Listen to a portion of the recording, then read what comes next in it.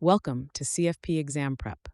Today we're diving into the fundamentals of financial advice and recommendations, a critical area that often appears in the exam.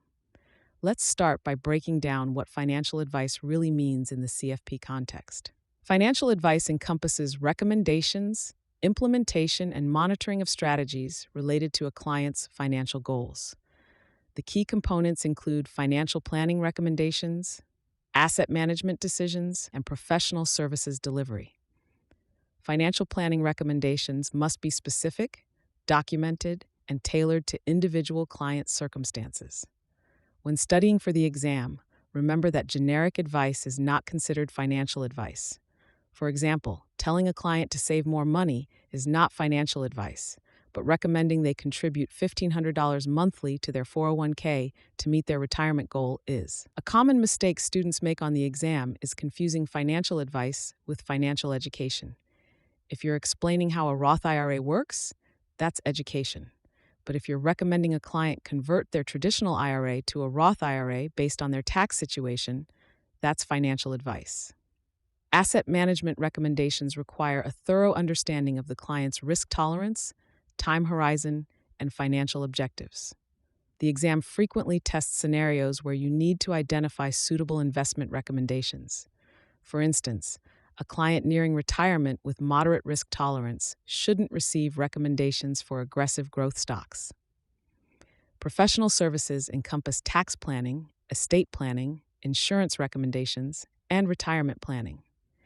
The exam often presents questions where these areas overlap. Students frequently miss points by focusing on just one aspect instead of considering the interconnected nature of these services.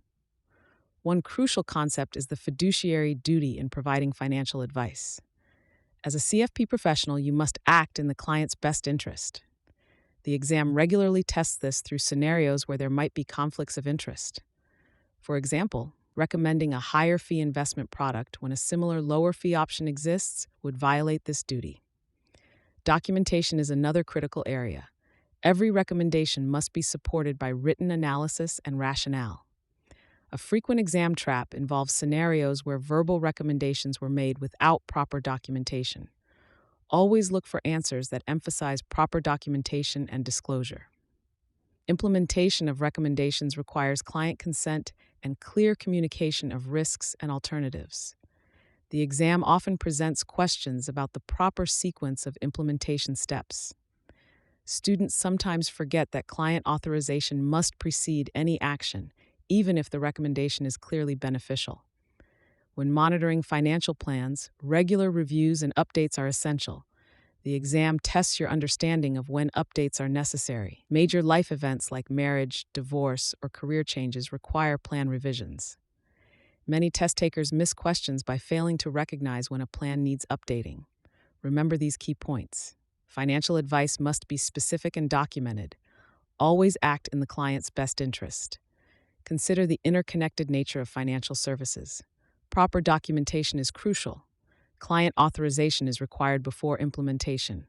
Regular monitoring and updates are essential. By mastering these fundamentals, you'll be better prepared to handle questions about financial advice and recommendations on the CFP exam. Keep practicing with scenario-based questions and always consider the fiduciary aspect of your recommendations. Stay focused and good luck with your exam preparation.